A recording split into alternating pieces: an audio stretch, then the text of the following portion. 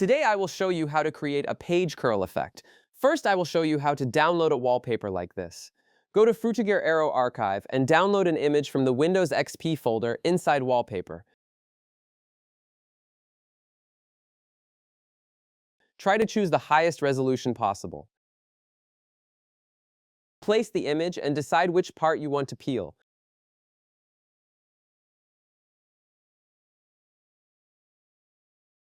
Use the Object Selection tool and drag over the sky area to select it.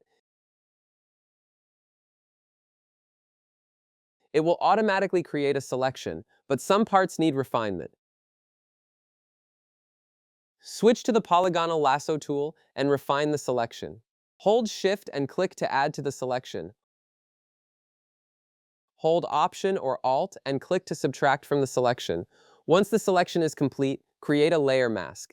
Duplicate the layer using Command or Control and J. Select the mask and invert it using Command or Control and I. Now the image is split into two layers. Right-click the top layer and convert it to a smart object. Go to Edit, then Transform, then Warp.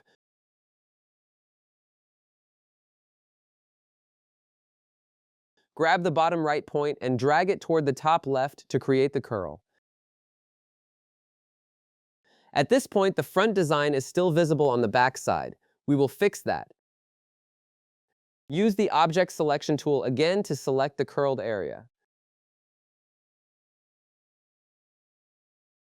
Go to Select, then Modify, then Expand, and expand it by 1 pixel. With the selection active, add a solid color adjustment layer. Set the color to white. Refine the mask with a brush if needed. Now let's add depth. Create a new layer above the curled layer. You can press Command or Control and Shift and N. Command-click the thumbnail of the curled layer to load the selection.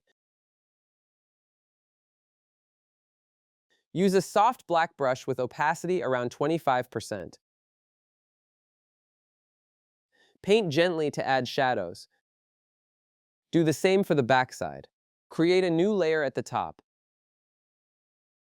Command or Control-click the mask of the curled layer to load the selection. Add shadows using the same soft black brush. Also add a shadow underneath. Create a new layer below the curled layer. Command or Control-click the mask of the grass layer to load the selection. Press Command or Control and Shift and I to invert the selection. Paint the shadow in this area.